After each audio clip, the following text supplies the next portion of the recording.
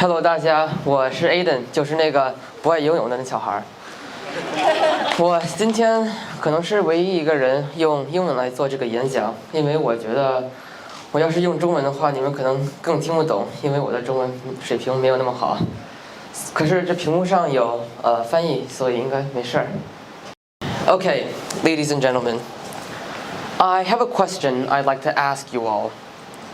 What has changed in your life? Give that a real quick thought. Now, it could have been many things that you thought of. I don't know. But what I'm thinking of is perspective. Now, why did my perspective change? It's because of a simple phrase, 重男轻女. Now, it didn't affect me because I was a victim of it. Rather, it's because of the interactions I've had with people who have been victims of it, whose entire lives have been molded and shaped by that idea.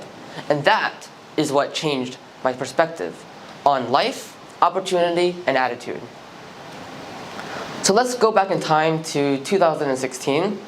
I was maybe 12 years old. It was the first time that I was introduced to EGRC. Now, what's EGRC, you might be wondering? As you may know, 重男轻女, in the sense of education, which is what I'm talking about, affects girls in the poorest parts of China, where 3 million children don't go to school, 2 million of them being girls. EGRC, which stands for Educating Girls of Rural China, helps to raise money and provides these girls with the educational opportunities that they deserve, giving them the resources that they require to go to school, high school, and college. That year, my mom and I, we went to Gansu province, the poorest part of China, with the founder of EGRC to have a tour of the school and the houses of some of the girls who lived there.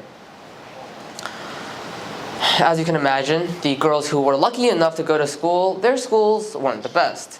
Could barely afford new tables and chairs for their students. Sometimes even new textbooks were rare to find. It was the first time that I witnessed poverty firsthand.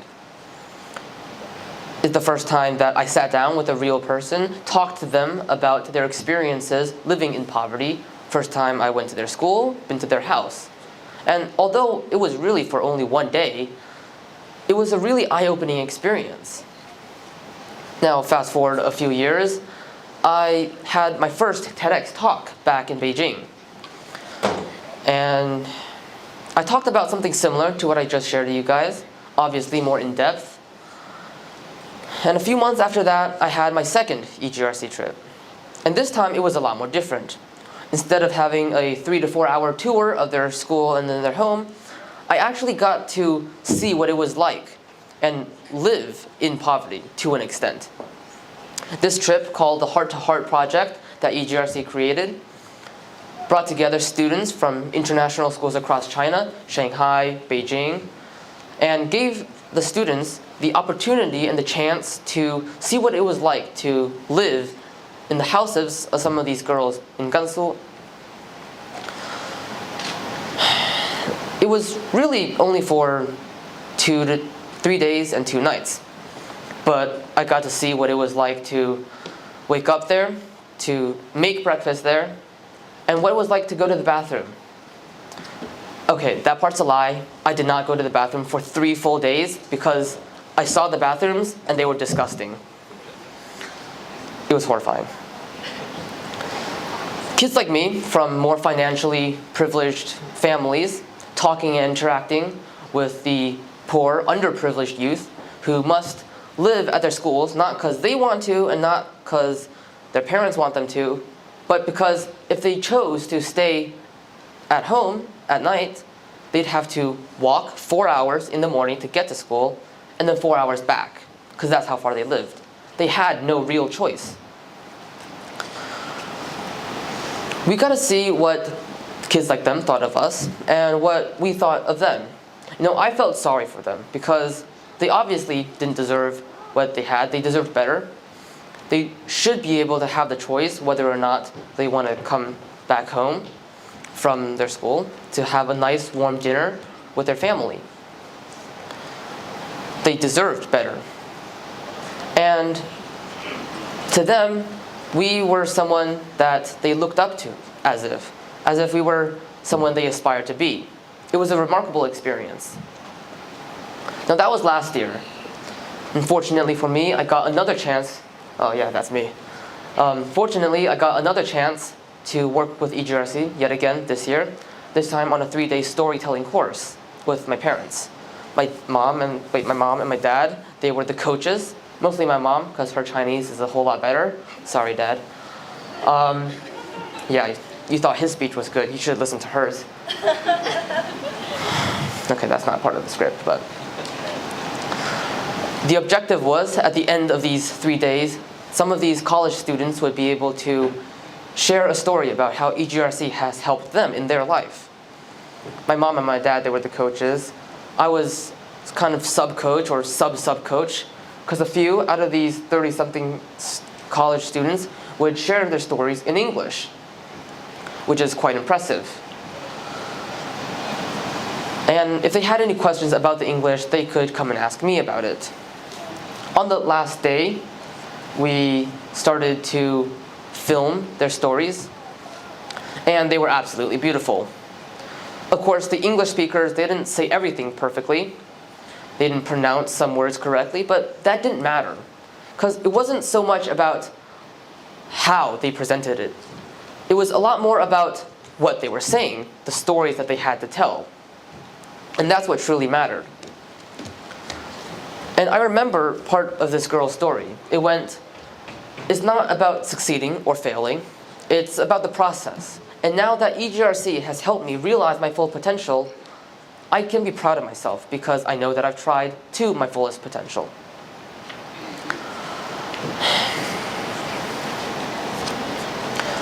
And over these few trips, I noticed something. I noticed a difference between us and them. There's this one college girl, the one standing in the middle with a black dress and short hair.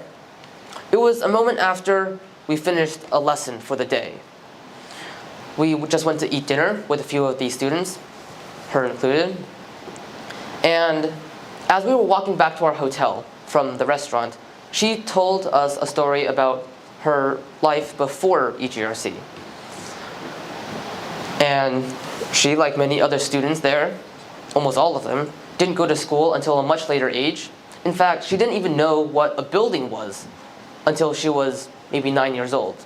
Yeah, she didn't know what a building was. She never saw one, because her family was too poor to let her leave the village out of the mountains.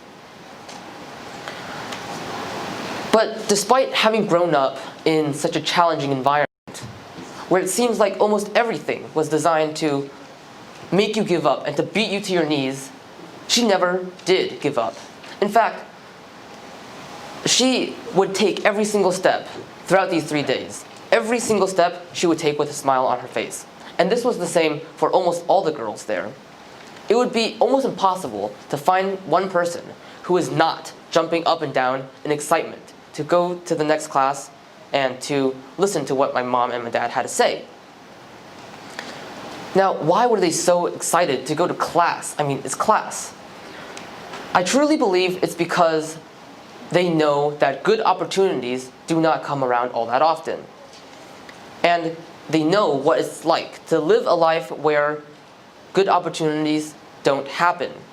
And it's because of that, they realize how valuable and how precious they are. So they take advantage and appreciate the opportunities when they do come around by loving it as they do it. And it really does change your perspective on life. Because I once said that you need to appreciate and take advantage of the opportunities that come around. And I stand by that.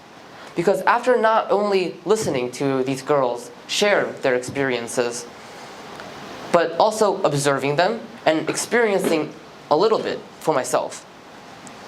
After seeing how they're so excited to learn, to listen to what the teachers had to say, and knowing what they've been through, what has happened in their life, the challenges that they've faced, it makes you want to work harder at whatever you're doing.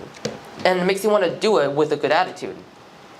Because it's funny and it's interesting how when we don't have something that is good, we want it really bad.